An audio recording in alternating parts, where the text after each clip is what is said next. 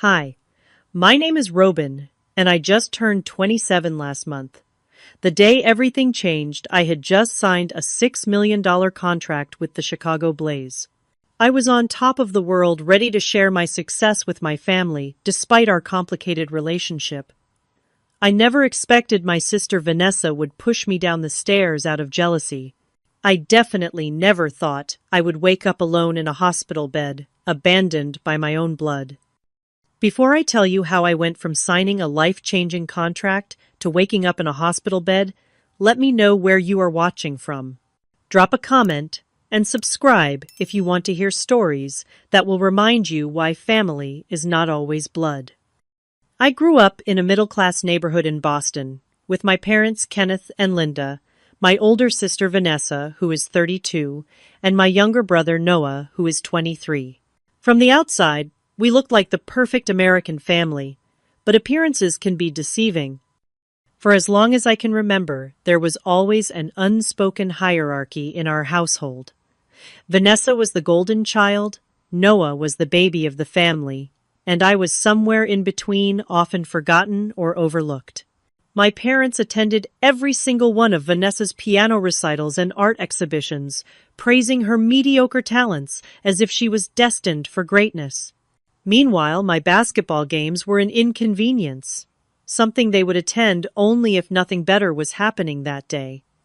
Basketball is not a real career path for a girl, my father would say dismissively whenever I mentioned my dreams. You should focus on something practical like your sister. Vanessa knew she had this power over me, the unconditional support of our parents, and she wielded it like a weapon. When we were younger, she would break her own things and blame it on me, resulting in my punishment. As we grew older, her tactics became more sophisticated, more manipulative. She would make snide comments about my appearance when friends came over or conveniently forget to tell me about family plans. "Oh, did Mom not tell you we were having dinner at Grandma's tonight?" I thought everyone knew she would say with fake innocence, knowing full well she was supposed to pass the message to me. By 16, I realized that if I wanted anything in life, I would have to work for it myself. I got a job at the local grocery store, stacking shelves after school and on weekends. I saved every penny, knowing that my parents would prioritize Vanessa's college fund over mine. While they paid for her to attend an expensive art school in New York, I applied for scholarships and worked multiple jobs to put myself through state college. Basketball was my escape, my passion, and eventually my ticket out. I would practice for hours after school, often alone on the community court, perfecting my technique through countless drills. When it rained, I would still be out there, the water making the ball slippery and hard to control, but I never gave up. The sound of the ball hitting the wet pavement, the squeak of my shoes on the court, the swish of the net when I made a perfect shot, these became the soundtrack of my determination. It was during one of these solitary practice sessions in the rain that Coach Sophia first noticed me. She was 42, tough as nails, with the kind of no-nonsense attitude that commanded respect. She pulled up in her battered blue sedan, rolled down the window, and watched me for a full 20 minutes before approaching. "You have natural talent," she said, not as a compliment, but as a simple statement of fact. But talent without discipline is useless. If you are willing to work harder than you have ever worked in your life, I can help you turn that raw ability into something special. Sophia became more than just my coach. She became the maternal figure I had always longed for. She pushed me to my limits, believed in me when I did not believe in myself, and never once treated my dreams as anything less than achievable goals. Under her guidance, I transformed from a talented but unfocused player into a disciplined athlete with real potential. College scouts started showing up at my games during senior year. I received several scholarship offers and accepted one from a Division I school with a strong women's basketball program. My parents barely acknowledged this achievement. "I suppose that will save us some money," my mother commented when I showed them my scholarship letter, as if that was the only value in what I had accomplished. College was where I met Marcus. He was in his first year of law school when we bumped into each other literally at the campus coffee shop. I was rushing to practice. He was buried in a constitutional law textbook, and our collision resulted in my sports drink spilling all over his notes. I expected anger, but instead got a smile that made my heart skip a beat. "Now I have an excuse to rewrite these," he joked, gesturing to the purple-stained pages. Honestly, I was looking for any reason to take a break. Marcus was different from anyone I had ever met. He came from a loving, supportive family and could not understand the dynamic I described with mine. He would often listen in disbelief as I recounted stories from my childhood. "That is not normal, Robin," he would say. "Families are supposed to support each other to build each other up, not tear each other down." With Marcus's emotional support and Sophia's continued guidance, I thrived in college. I became a star player, breaking several school records and gaining attention from professional scouts. My degree in sports management gave me a backup plan, but my heart was set on playing professionally. Meanwhile, my family continued their pattern of indifference. They attended exactly 2 of my college games in 4 years. Vanessa had moved back home after failing to make it as an artist in New York and was working at a local gallery, constantly complaining about how underappreciated her talent was. Noah was following in my father's footsteps, studying business and already showing signs of adopting their dismissive attitude toward my career choice. Despite their lack of support, I remained determined to succeed, not to prove them wrong, but to prove to myself that I was worthy of the dream I had been chasing for so long.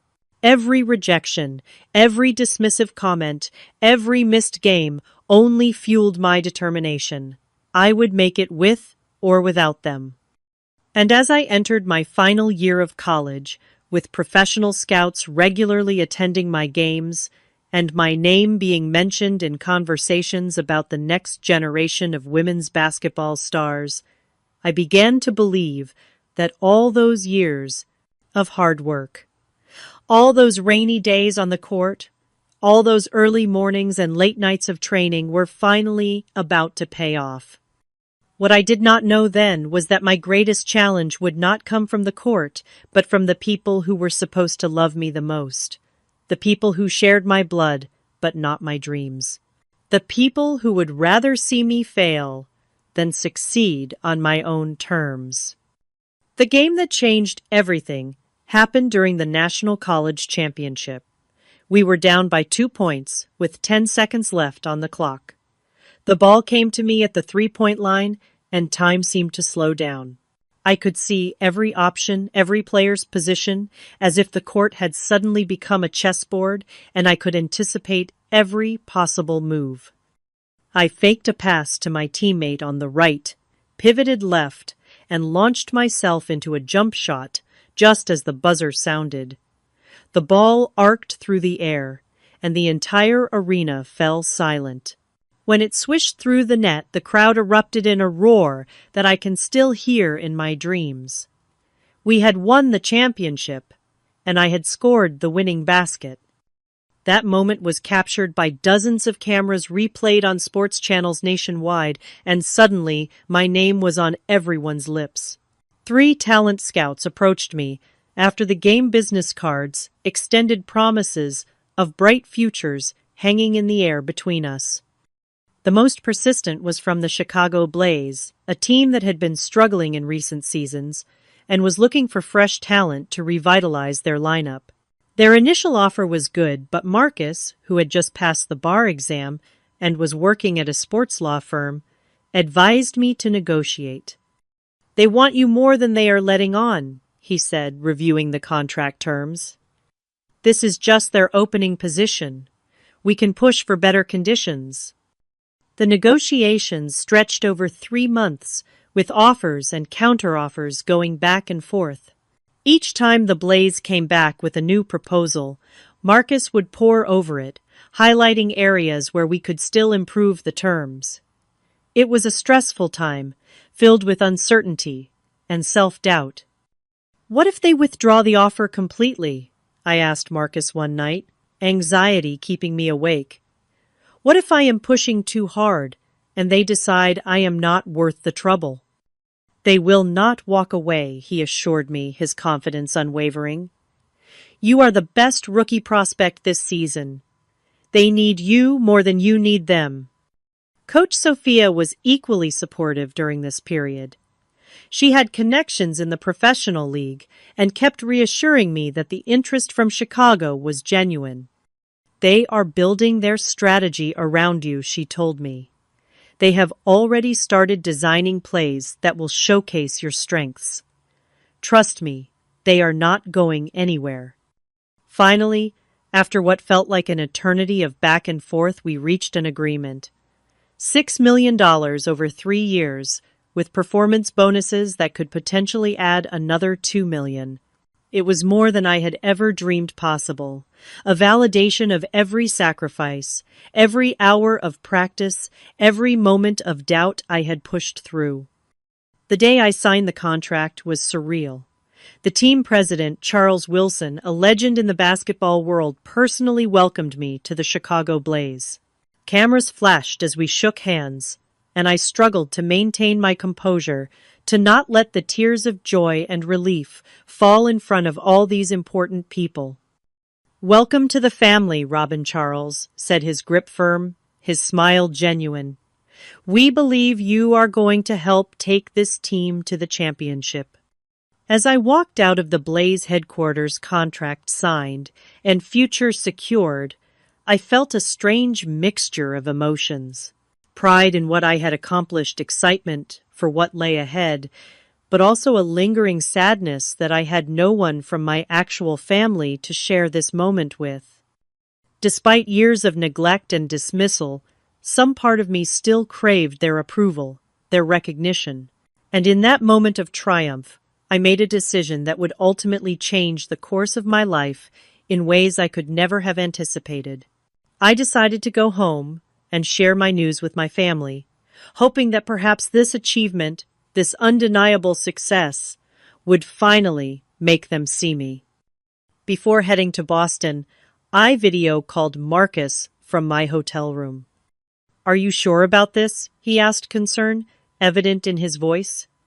"You know how they are. I do not want them to ruin this moment for you." "I have to try," I said.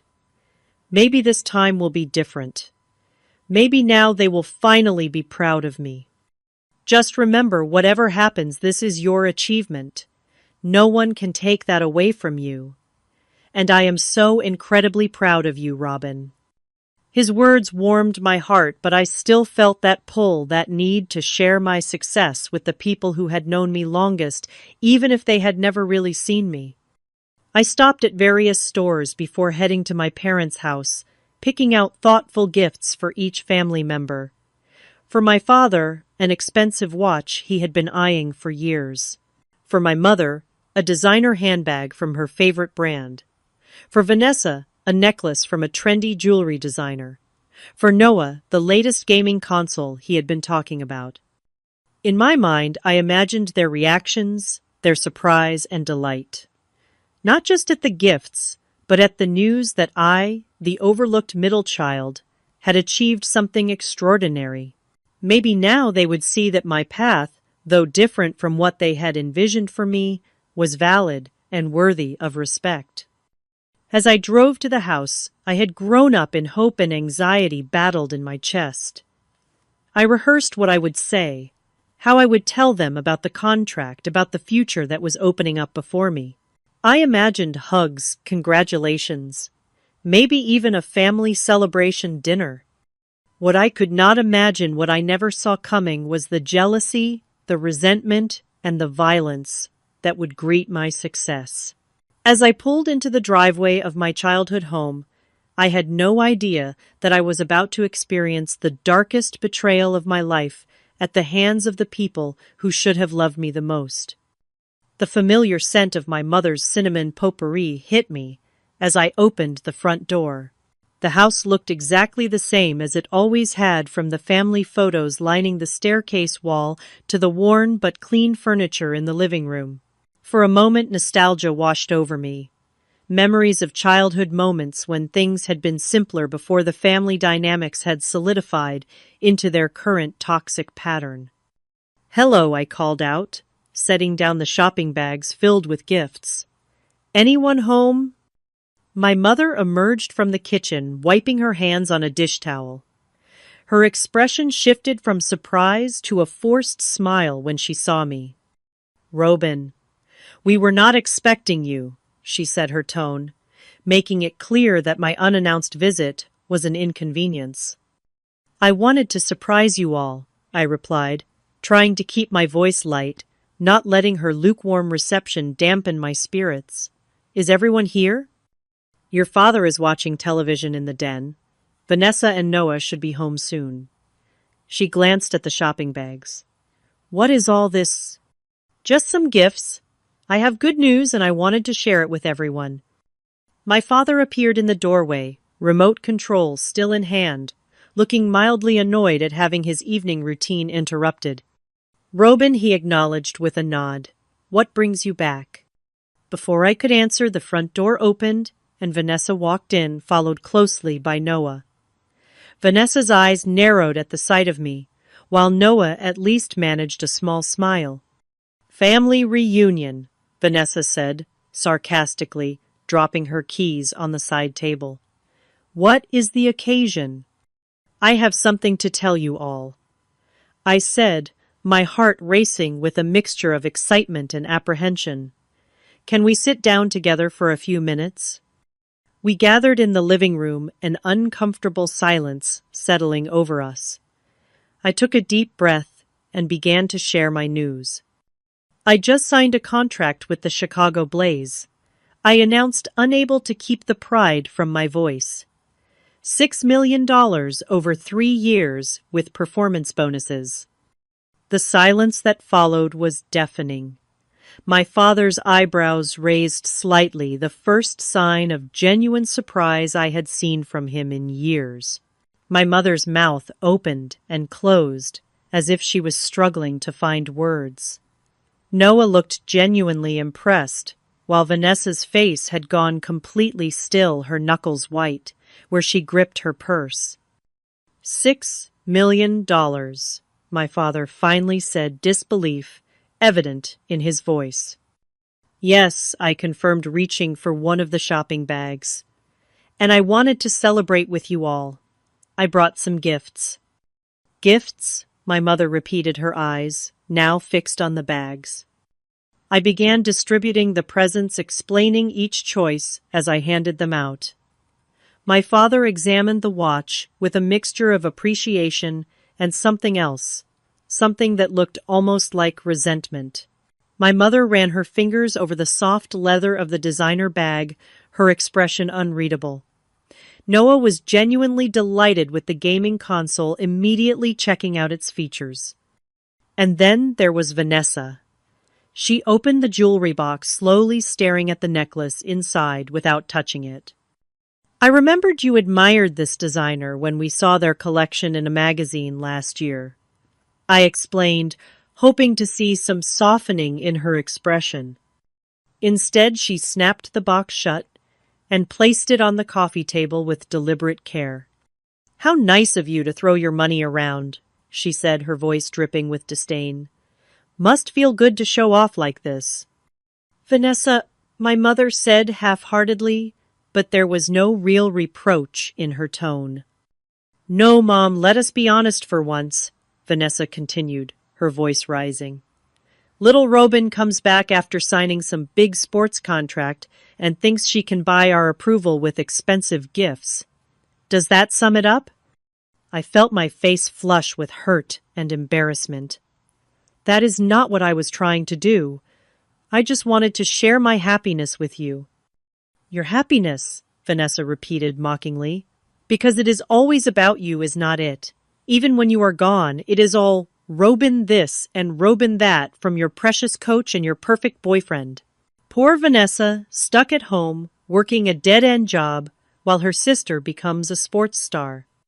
No one has been talking about me, I said, confused by her outburst. I have barely heard from any of you in months. Right, Vanessa laughed bitterly. That is why I had to hear from Mrs. Jenkins next door about how proud I must be of my successful sister. That is why customers at the gallery ask me if I am related to that basketball player and look disappointed when they realize I am just the sales assistant. The room grew tense as Vanessa continued to vent years of pent-up jealousy. To my shock, instead of trying to calm the situation, my parents began to side with her. You have always had a way of making everything about yourself, Robin, my father said, setting the watchbox down on the table next to Vanessa's discarded necklace. Coming here flaunting your success, acting like we should all be grateful for your attention and your handouts. Handouts, I echoed, stunned by the accusation. They are gifts. I thought you would be happy for me. Happy that you have thrown away years on a career that will be over the moment you get injured, my mother chimed in. Happy that you are living some unrealistic dream instead of building something stable and meaningful like your sister has tried to do. I could not believe what I was hearing. In what universe was Vanessa, who had dropped out of art school and was working part-time at a gallery, the responsible one? I had a degree, a professional contract, financial security, and yet somehow I was still being cast as the family disappointment. I also wanted to tell you that I am planning to buy a new house, I said, trying to steer the conversation back to positive territory. Something big enough for all of us if you ever wanted to visit or even move closer to Chicago.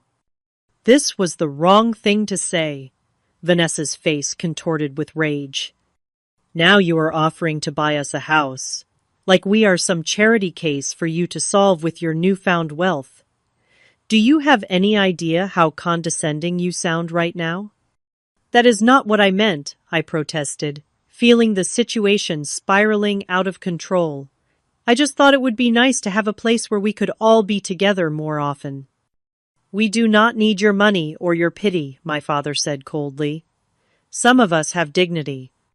The implication that I somehow lacked dignity because I had worked hard and succeeded in my chosen field felt like a slap in the face. I stood up, fighting back tears. I did not come here to fight. I came to share something important with the people I thought would be happy for me. Clearly, I was wrong. I moved toward the staircase, intending to go to my old room and collect myself before leaving. Vanessa followed me, her face flushed with anger. You always do this, she spat, her voice rising to a shout. Play the victim when things do not go your way. Poor Robin, so misunderstood, so underappreciated. I am not playing anything, I said, my hand on the banister.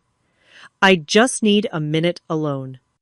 Alone? You want to be alone? Fine, Vanessa screamed. And before I could react, she placed both hands on my shoulders and shoved me backward with all her strength. Time seemed to slow down as I lost my balance. I remember the look of pure hatred on Vanessa's face, the gasp from Noah, the terrible moment of weightlessness as I began to fall. My head hit the edge of a step with a sickening crack, and pain exploded through my skull.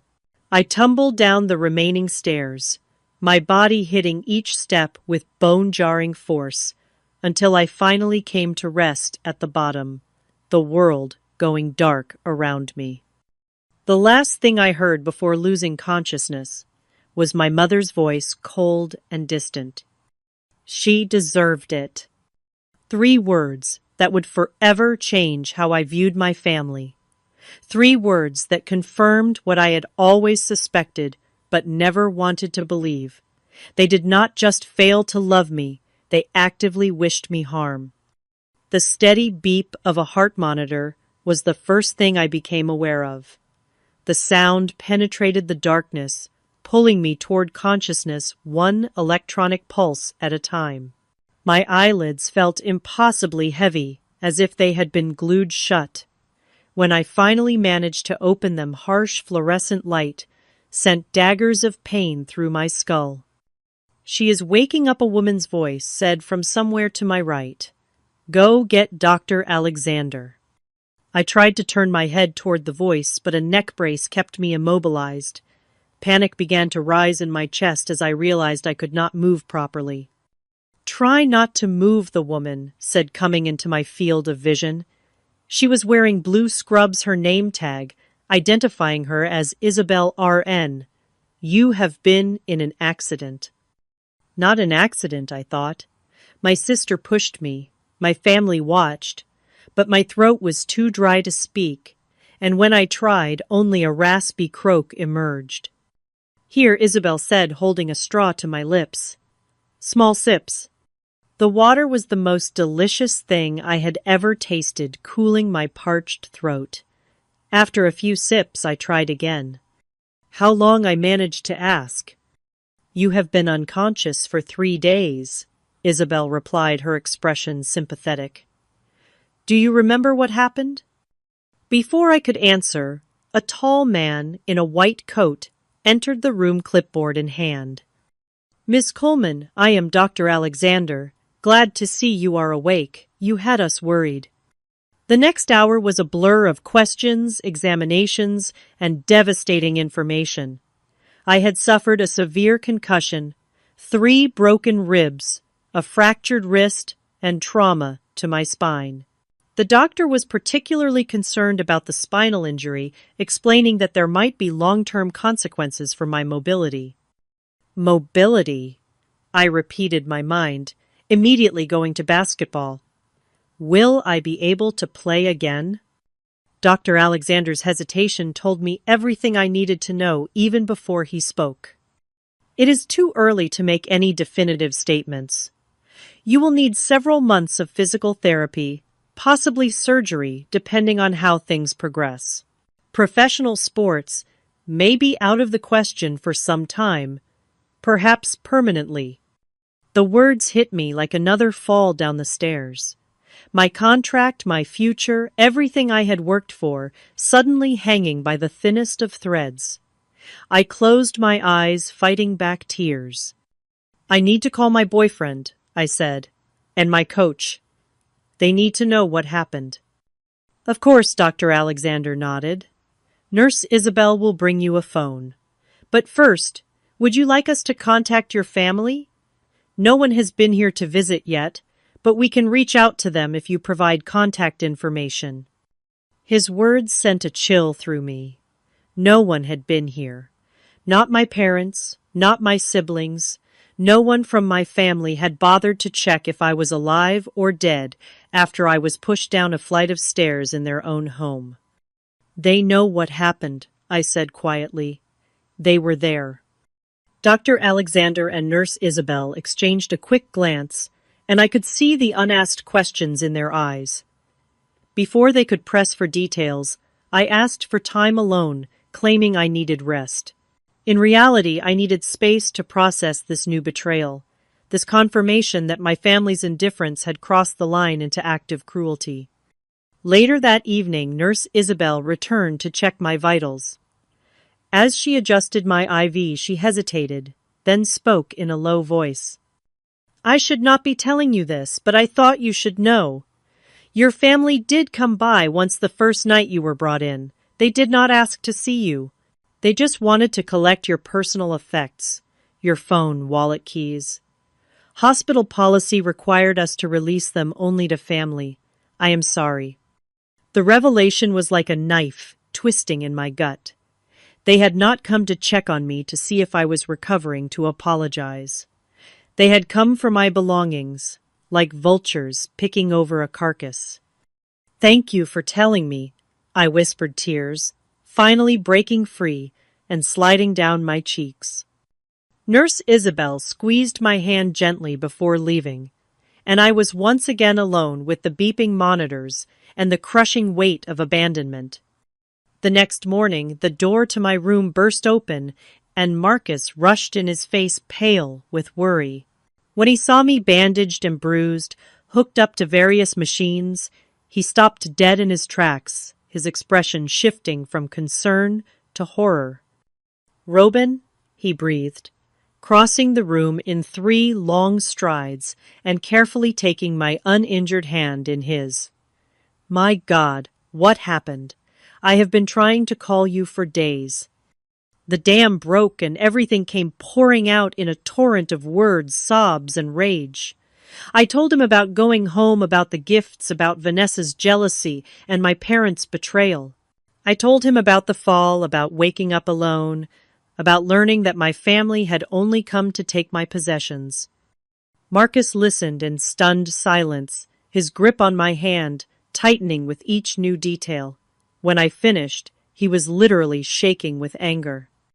I am going to make them pay for this, he said, his voice low and controlled, which somehow made it more frightening than if he had shouted.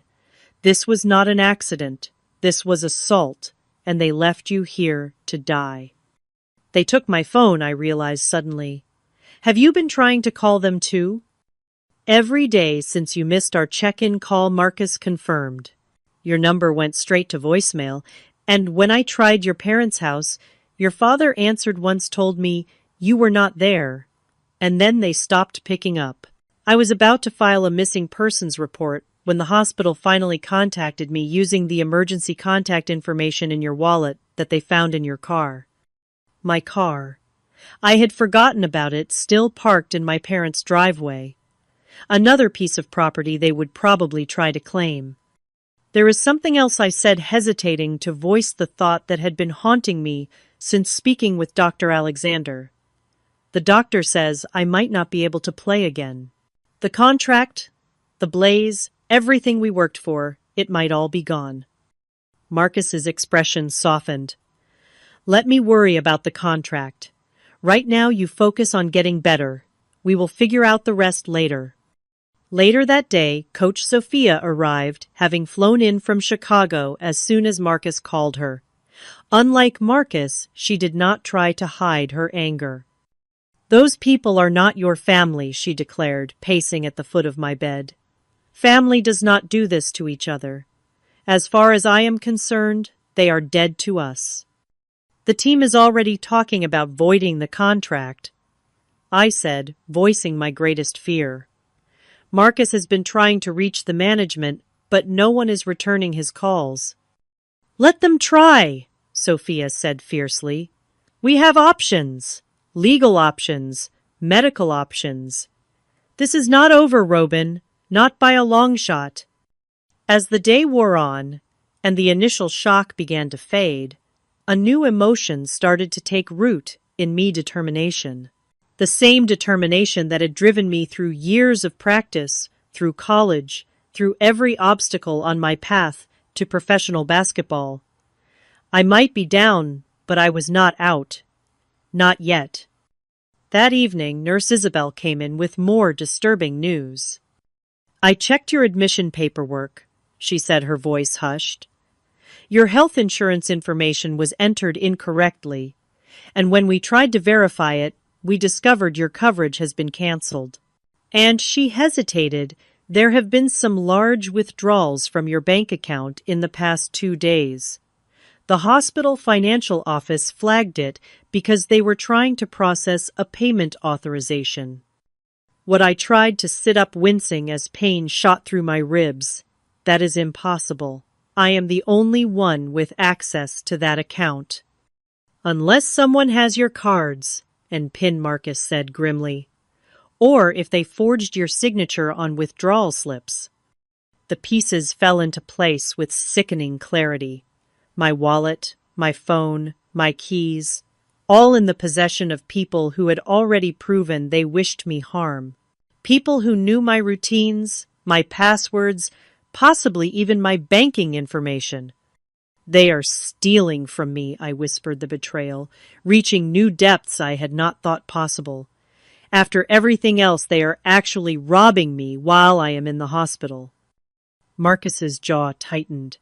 I will call the bank right now, freeze your accounts, and then I am calling the police. This stops today. As he stepped out to make the calls, I lay back against the pillows, a strange calm settling over me. The pain was still there, both physical and emotional, but now it was accompanied by a cold, clear resolve. My family had finally shown their true colors beyond any shadow of doubt. There would be no more seeking their approval, no more hoping for reconciliation. They had made their choice, and now I would make mine. When Marcus returned, his expression told me he had bad news. "The damage is extensive," he said. "They have emptied your checking account, maxed out your credit cards. They even tried to access your investment account, but thankfully that required additional verification." "How much?" I asked, my voice steady. "Nearly $80,000, all told." I closed my eyes, absorbing this final blow. Then I opened them again, meeting Marcus's gaze directly. "I want to press charges," I said. "All of them. Vanessa for assault. All of them for theft. I want them to face consequences for what they have done." Marcus nodded, a grim smile spreading across his face. "I was hoping you would say that. I already have a friend at the district attorney's office on standby." As night fell and visiting hours came to an end, I found myself alone again in the hospital room. But this time, the solitude felt different. I was not abandoned. I had simply outgrown the toxic people who had claimed to be my family. In their place, I had found true support in Marcus and Sophia, people who had dropped everything to be by my side when I needed them most.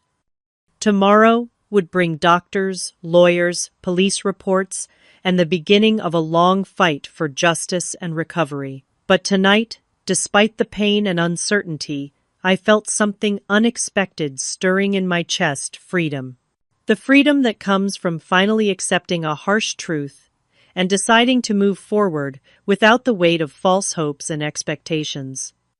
My family had left me alone in a coma, but I would not face the future alone, and they would soon learn that their actions had consequences. Consequences they never imagined when they left me for dead at the bottom of those stairs. The next morning I woke to find Marcus already in my room, laptop, open legal pad, filled with notes. He had that focused look I had come to recognize from his most challenging cases, the one that meant he was building a case piece by methodical piece. "Good morning," he said, noticing I was awake. "How are you feeling?" "Like I fell down a flight of stairs," I replied, attempting a weak smile, but ready to fight back. "What have you got there?" "The beginnings of our case against your family," he said, turning the laptop so I could see the screen. "I have been up half the night gathering evidence. The good news is we have a lot to work with."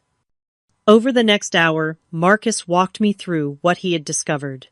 My parents had not only withdrawn money from my accounts, but they had also been systematically going through my personal information, contacting creditors, even attempting to access my email accounts. "The bank has frozen everything and is investigating the fraudulent withdrawals," Marcus explained. "Your credit cards have been canceled, and we have started the process of disputing the charges they racked up. But this is just the financial side. The assault is the more serious charge, and that is where we need to focus our attention." Dr. Alexander arrived for his morning rounds, bringing both good and bad news. The good, my brain scans showed no permanent damage from the concussion. The bad, the spinal trauma was worse than initially thought, and I would definitely need surgery to prevent long-term complications. "What about basketball?" I asked, though I already knew the answer. "Professional sports will be difficult, if not impossible, after this type of injury," he confirmed gently. "Even with the best possible outcome from surgery and rehabilitation, the level of physical stress that professional basketball puts on the spine would likely cause serious problems down the line." I nodded, swallowing hard. "When can I have the surgery?" "We can schedule it for early next week. In the meantime, we need to start building your strength up as much as possible. Physical therapy will begin tomorrow, just some gentle exercises to prevent muscle atrophy. After Dr. Alexander left, I turned to Marcus, tears welling in my eyes, but determination in my voice. They did not just hurt me, they stole my career, my future. Everything I worked for gone in an instant because Vanessa couldn't stand to see me succeed. I know, Marcus said, taking my hand. And we are going to make them pay for every bit of it. Sophia is already in talks with the team management. There may be options for you with the Blaze, even if you cannot play. Coaching positions, talent development, front office work. Nothing is decided yet. Later that afternoon, Detective Rivera from the Boston Police Department arrived to take my statement. He was a serious man with kind eyes, the type who had seen it all but had not let it harden him completely. "I want to be clear about what you are alleging," he said after I had finished recounting the events. "You are saying your sister deliberately pushed you down the stairs with the intent to cause serious bodily harm, and that your parents not only failed to seek immediate medical attention for you, but also subsequently stole your personal property and financial assets." "Yes," I confirmed. "And there are witnesses. My brother Noah was there. He saw everything." Detective Rivera made a note. "We will be interviewing all parties involved. Do you have any other evidence to support your claims?" Marcus spoke up. "We have the bank and credit card records showing unauthorized transactions after Robin was hospitalized. We also have hospital records showing that family members collected her personal effects but did not inquire about her condition." "That establishes the theft," Detective Rivera nodded. "The assault is trickier without direct evidence or cooperative witnesses." "There might be something else," I said, a memory suddenly surfacing. "Mrs. Jenkins, our neighbor. Her security camera points toward our front door. If it was recording that night, it might have captured Vanessa and me through the window." Detective Rivera's expression brightened slightly. "That is very helpful. We will look into it immediately." After he left, Marcus made some calls to follow up on the security footage lead. To our surprise and relief, Mrs. Jenkins not only had the footage, but was eager to help. She had always been kind to me, often attending my high school games, when my own parents would not bother. "She says the camera definitely captured the front of your house, including parts of the entryway visible through the side window," Marcus reported after speaking with her. "She is giving the footage to the police right now." Another unexpected piece of evidence emerged when Marcus was going through my recovered belongings. My phone, which my family had taken, but which the police had retrieved during their initial investigation, had been recording audio at the time of the incident.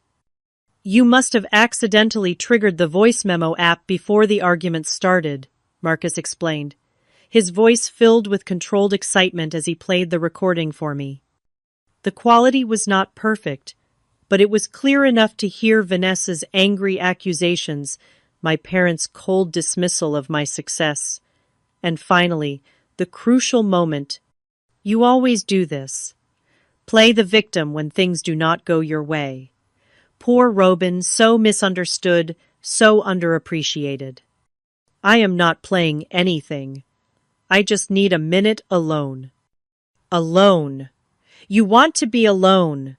Fine." Then came the sounds of the struggle, my cry, as I fell, the terrible thuds as my body hit each step, and finally, most damningly, my mother's cold voice. "She deserved it." Followed by my father's equally chilling response. "Get her wallet and phone. We need her cards and passwords before anyone else gets involved." The recording continued for several more minutes, capturing their discussion of how to access my accounts and what to tell people about my absence. "This is better than any witness," Marcus said, his eyes wide. "This is them, in their own words, not only failing to help you after the assault, but actively planning to steal from you while you were unconscious." With the audio recording and the security footage from Mrs. Jenkins, Detective Rivera was able to move quickly. Arrest warrants were issued for Vanessa on charges of aggravated assault and for my parents on charges of theft, fraud, and criminal negligence. While the legal machinery began to turn, I focused on my physical recovery. The days blurred together in a routine of pain management, physical therapy sessions, and preparations for my upcoming surgery. Sophia divided her time between the hospital and meetings with the Chicago Blaze management, fighting to salvage what she could of my contract. "They are sympathetic to your situation," she reported after one particularly long meeting. "They are exploring options for a modified contract that would include a position with the organization while you recover, with the possibility of activating the player contract if you are able to return to the court." It was the most hopeful news I had heard since waking up in the hospital, a tiny ray of light in the darkness that had enveloped my life. 5 days after I regained consciousness, as I was finishing a physical therapy session, Nurse Isabel rushed into the room, her expression alarmed. "Your family is here," she said in a hurried whisper. "All of them. They are demanding to see you, saying there has been a misunderstanding about the police investigation. Security is trying to keep them in the lobby, but they are making a scene." My heart rate spiked, the monitor beside my bed beeping in response to my sudden stress. Marcus, who had been sitting in the corner reviewing legal documents, was on his feet instantly. "They have no right to be here," he said, already pulling out his phone. "I will call Detective Rivera. Do not let them anywhere near this room." But even as he spoke, raised voices could be heard from the hallway, growing louder as they approached. My father's authoritative tone, my mother's high-pitched indignation, Vanessa's angry accusations. "She is our daughter. We have every right to see her. This is all a misunderstanding. Robin is confused from her medications. She is lying about everything. I never pushed her." The voices were right outside my door now, and I found myself shrinking back against the pillows, genuine fear coursing through me. These people, these strangers who shared my blood, had already shown how little they valued my life. What would they do if they got into my room? Just as the door handle began to turn, a new voice joined the cacophony in the hallway, calm, but carrying an unmistakable authority. "Kenneth Coleman, Linda Coleman, Vanessa Coleman. I am Detective Rivera, Boston PD. I believe you are already familiar with the restraining order prohibiting you from contacting Robin Coleman. I am going to have to ask you all to step away from that door immediately." The silence that followed was deafening. Then came the sounds of protest, quickly cut short by Detective Rivera's no-nonsense response. "You can either leave voluntarily, or you can leave in handcuffs for violating a court order. Your choice, but you have about 10 seconds to decide." More angry, muttering, the sound of retreating footsteps, and then a gentle knock on my door. "Miss Coleman, it is Detective Rivera. Your family is being escorted from the premises. Is it all right if I come in?" When I gave permission, he entered, followed by a uniformed officer who remained by the door. Detective Rivera's expression was a mixture of professional concern and personal sympathy. "Are you all right?" he asked. I nodded, though my hands were still shaking. "Thank you for getting here so quickly." "Fortunately, I was already on my way to update you," he explained. "We have completed our investigation, and the district attorney has decided to move forward with all charges. Your family will be formally arraigned next week. Given what just happened here, I would not be surprised if the judge denies bail, at least for your sister." It was a small victory, but an important one. My family would face consequences for their actions, would be held accountable in a way they had probably never experienced before. As Detective Rivera left promising to station an officer outside my room for the remainder of my hospital stay, I felt a strange mix of emotions. Relief that the immediate danger had passed. Satisfaction that justice was being served. But also a profound sadness for what might have been for the loving family I had always wanted, but never had. Marcus returned to my bedside, taking my hand in his. "It is almost over," he said softly. "Soon they will not be able to hurt you anymore." "It is never going to be over," I replied, the reality of my situation settling heavily on my shoulders. They are still my family, the people who raised me, the people who were supposed to love me. How do I ever get past that? By building something better, he said firmly. By surrounding yourself with people who truly care about you, who support you, who celebrate your successes instead of resenting them. By creating a new family, one based on love and respect rather than blood. As I looked at him, at this man who had dropped everything to be by my side, who was fighting for me with every resource at his disposal, I realized that perhaps I had already begun to build that new family. And perhaps despite everything I had lost, that was something worth holding on to. The day of the arraignment arrived 6 weeks after my fall. I had undergone spinal surgery 2 weeks earlier, and while the procedure had been successful, I was still weak and in considerable pain. The doctors had advised against attending court, concerned about the physical strain and emotional stress it would place on my recovering body. But I was determined to be there to look my family in the eyes as they faced the consequences of their actions. This was not about revenge, I told myself. It was about standing up for myself, about refusing to be a victim any longer. "Are you sure about this?" Marcus asked that morning as he helped me into the wheelchair that would be my mobility aid for the foreseeable future. "No one would blame you for watching the proceedings remotely." "I need to be there," I insisted. "I need them to see me, to know that they did not break me, even if they tried their best." The courtroom was packed when we arrived. News of the case had leaked to the press, the story of a professional athlete betrayed by her own family, too sensational to ignore. Cameras flashed as Marcus wheeled me down the center aisle to our place beside the prosecutor assistant district attorney, Jillian Carter. "Are you ready for this?" she asked quietly, her expression sympathetic but professional. "They will all be here, and their lawyers will likely try to paint you as the aggressor or suggest that the fall was an accident that you are exploiting for financial gain." "I am ready," I assured her, though my heart was racing. "We have the evidence. The truth is on our side." The side door opened, and 3 figures were led in by court officers. My parents and Vanessa, all dressed in conservative clothing that could not quite hide the anger and resentment in their expressions. They looked smaller, somehow less intimidating than they had loomed in my memory. Just ordinary people who had done an extraordinarily terrible thing. As they took their places at the defense table, their eyes scanned the courtroom, eventually landing on me. My father's face hardened. My mother's gaze slid away, unable or unwilling to maintain eye contact. But Vanessa stared directly at me, her expression a mixture of defiance and something else, something that might almost have been fear.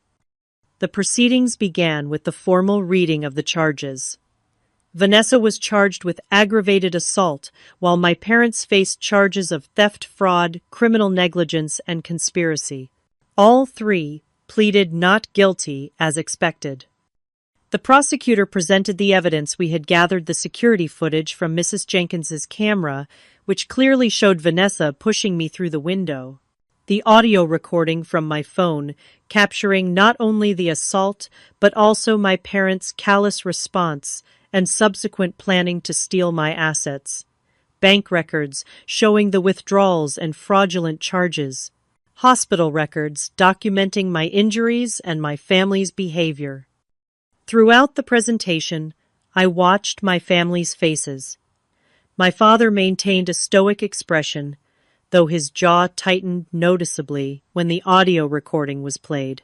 My mother dabbed at her eyes, with a tissue playing the role of the distressed parent, though she had shown no such concern when I was actually injured.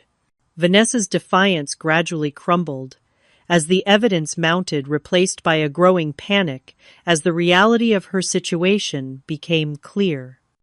Their defense attorneys did their best, suggesting that the push was a heat-of-the-moment reaction in a family argument that had gotten out of hand, that my parents had taken my belongings only to keep them safe, that the whole situation was being blown out of proportion. But their arguments seemed weak and desperate in the face of such overwhelming evidence. As the hearing progressed, the courtroom door opened quietly, and a familiar figure slipped in, taking a seat in the back row.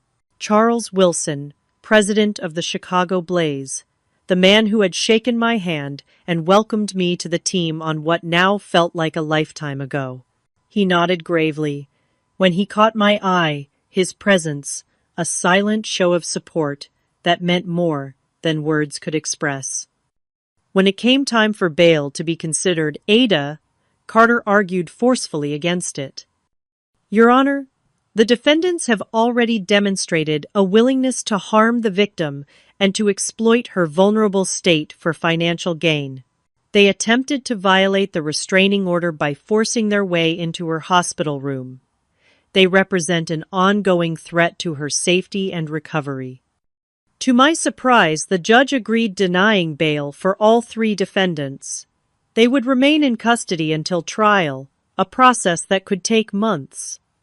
As the court officers moved to lead them away, my father finally looked directly at me, his expression a mixture of anger and something that might have been shame. Then his gaze shifted to the back of the courtroom where Charles Wilson sat, and his face went pale. "Oh my God, it is Charles Wilson!" he exclaimed loud enough for the entire courtroom to hear. "The president of the Chicago Blaze is here." The outburst caused a stir in the courtroom, heads turning to see the sports executive. My father seemed to suddenly realize the full implications of what he and the rest of my family had done, not just to me personally, but to my career, to my relationship with a major sports franchise, to my future. My mother, following his gaze, gasped and actually swayed on her feet, requiring a court officer to steady her. Vanessa looked like she might be sick, the color draining from her face, as the magnitude of her actions finally hit home. For a moment, our eyes met across the courtroom, and I saw something I had never seen in her expression before: genuine regret. Not for getting caught, not for the consequences she was facing, but perhaps, just perhaps, for what she had done to her sister. As they were led away, Marcus squeezed my shoulder gently. "It is over," he said softly. "At least this part." But I knew it was not really over. The trial still lay ahead, and beyond that the long road of physical recovery, of rebuilding my life and career from the shattered pieces my family had left behind. Yet for the first time, since waking up in that hospital bed, I felt a sense of closure, of a chapter ending and a new one beginning.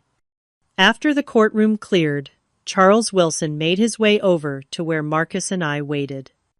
"Miss Coleman," he said formally, extending his hand, "on behalf of the Chicago Blaze organization, I want to express our full support during this difficult time." "Thank you for coming," I said, genuinely touched by the gesture. "I know the team must be reconsidering the contract after my injury." "Actually," he replied, a small smile forming, "that is part of why I am here. The organization has been following your situation closely, and we have made a decision. While your playing career may be on hold for now, we would like to offer you a position as an assistant player development coach with full medical benefits and a modified version of your original contract. If and when you are able to return to the court, the door will be open." The offer was so unexpected, so generous, that for a moment I could not speak. After everything that had happened after the betrayal and the loss and the pain here, was a gesture of faith in my future, in my abilities, in my worth as a person and a professional. I do not know what to say.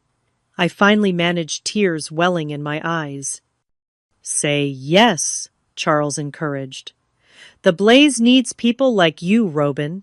People with determination, with heart, with the ability to overcome adversity. Those qualities do not disappear just because you cannot play right now. Then yes, I said, a smile breaking through the tears. Absolutely yes. As we left the courthouse, reporters clustered at the bottom of the steps, cameras, flashing microphones extended. Marcus started to steer my wheelchair toward a side exit to avoid them. But I placed my hand on his arm. No, I said quietly. I want to talk to them. I want to tell my story in my own words. He hesitated, then nodded, understanding that this was part of my healing process, part of reclaiming my narrative from those who had tried to destroy it. As we approached the press, I straightened in my wheelchair as much as my healing spine would allow, lifted my chin, and prepared to face the world on my own terms, no longer defined by the family that had betrayed me, but by the strength I had found in surviving that betrayal. 18 months can change everything. That is what I kept thinking as I wheeled myself onto the court for the first time since the fall. Not as a player, not yet, but as Coach Robin Coleman, assistant player development coach for the Chicago Blaze. The journey to this moment had been longer and harder than anything I had faced before.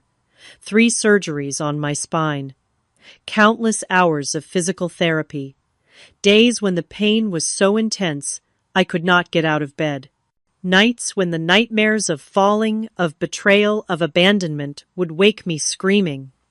But there had been progress, too, graduating from the wheelchair to a walker, from the walker to crutches, from crutches to a cane, and finally, just last month, taking my first unaided steps in over a year. Small, shaky steps, but mine. The trial had concluded 6 months after the arraignment. Vanessa was sentenced to 5 years for aggravated assault, with the possibility of parole after 3.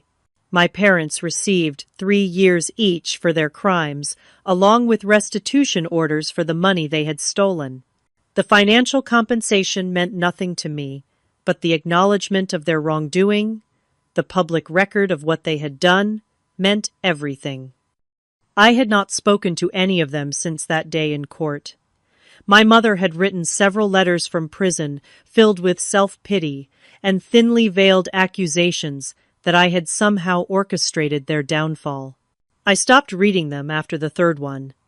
My father had not reached out at all, his pride, apparently preventing even an insincere attempt at reconciliation. But Noah had surprised me. My younger brother, who had been present during the assault, but had not participated, who had not spoken up in my defense, but had not joined in the theft either, had contacted me through Marcus 6 months after the trial. I know I do not deserve your forgiveness, he had written. I stood by and did nothing while they hurt you. I was a coward, but I want you to know that I am trying to be better. I have cut ties with Mom, Dad, and Vanessa. I am seeing a therapist to understand why I went along with their treatment of you for so long. I do not expect you to welcome me back into your life, but I needed you to know that I am sorry. Truly sorry.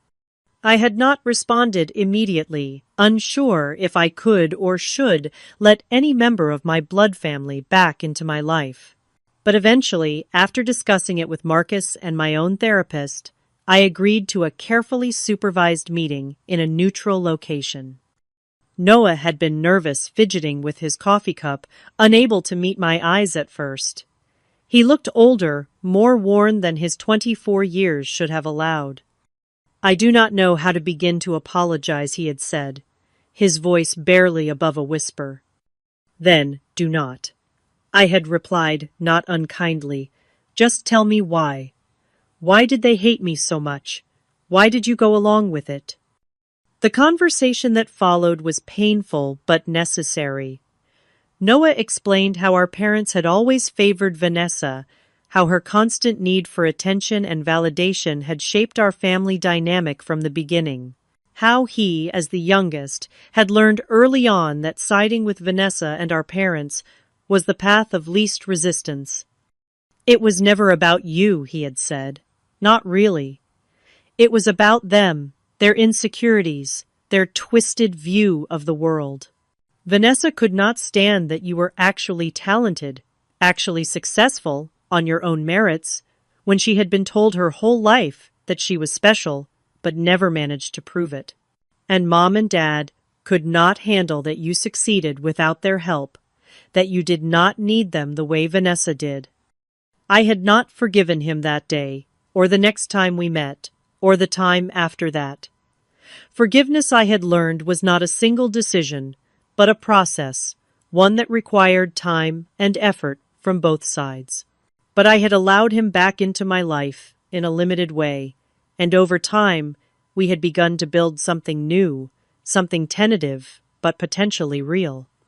Marcus had been my rock throughout it all. He had moved to Chicago with me when I accepted the coaching position, setting up a new branch of his law firm there. Our relationship had deepened through the crisis, forged in the fire of shared struggle. 6 months ago, he had proposed, and I had said yes without hesitation. Sophia had remained a constant presence, as well serving as a mentor in my new coaching role, guiding me through the transition from player to teacher. She had been the one to suggest I might eventually return to playing, not at the professional level perhaps, but in some capacity. The body remembers she had told me during a particularly difficult therapy session when I was struggling to relearn movements that had once been as natural as breathing. And so does the heart. You are still an athlete, Robin, whether you ever step foot on a professional court again or not. The Chicago Blaze organization had been true to their word, honoring their commitment to me, even as the months of recovery stretched into a year and then beyond. Charles Wilson had become something of a paternal figure, checking in regularly on my progress, always with genuine concern rather than corporate obligation. And now here I was on the court again. The rookie players I had been assigned to work with were warming up, unaware of the significance of this moment for me. To them, I was just Coach Coleman, the young assistant, with the serious expression and the slight limp. As I watched them practice, offering occasional guidance on form or strategy, I felt a strange sense of peace settle over me. This was not the future I had envisioned for myself all those years ago, practicing alone in the rain. But it was a future nonetheless, one with purpose and meaning, one I had fought hard to create from the ashes of betrayal. The journey had taught me many things, but perhaps the most important was this family is not defined by blood. It is defined by love, by support, by the people who stand beside you in your darkest moments and believe in you when you can no longer believe in yourself. Marcus, Sophia, Charles, the teammates who had visited me in the hospital, the physical therapists who had celebrated every small victory with me, they were my true family. Coach Coleman. One of the rookies approached, ball in hand, interrupting my thoughts. Could you show me that move again? The one where you shift your weight to create space for the shot? I smiled, taking the ball from her. My movements were slower than they once were, more deliberate, but the muscle memory was still there, the knowledge still intact. Like this, I demonstrated, feeling the familiar rhythm of the game flow through me. It is all about timing and confidence, believing in yourself even when no one else does. The young player nodded, her expression serious as she tried to mimic my movements. I watched her offering corrections, encouragement, the things I had once longed for but never received from my own family. Later that evening, as Marcus and I sat on the balcony of our apartment overlooking the Chicago skyline, I shared these thoughts with him. "I think I am finally at peace with what happened," I said, watching the sun set over the city that had become our home. "Not because I have forgotten, or because it does not still hurt sometimes, but because I can see now that it led me here to this life, to these people, to you." He took my hand, his expression soft in the fading light. "You know what amazes me about you. It is not that you survived what they did to you. It is that you refused to let it define you. You took all that pain and turned it into something beautiful." "Not alone," I reminded him. "I never could have done it alone." "No one should have to," he agreed. "That is the point, isn't it? We are not meant to face life's challenges in isolation. We are meant to lift each other up to be better together than we could ever be apart." As darkness fell and the city lights began to twinkle like earthbound stars, I thought about the long road that had brought me here, about the family I had lost and the family I had found.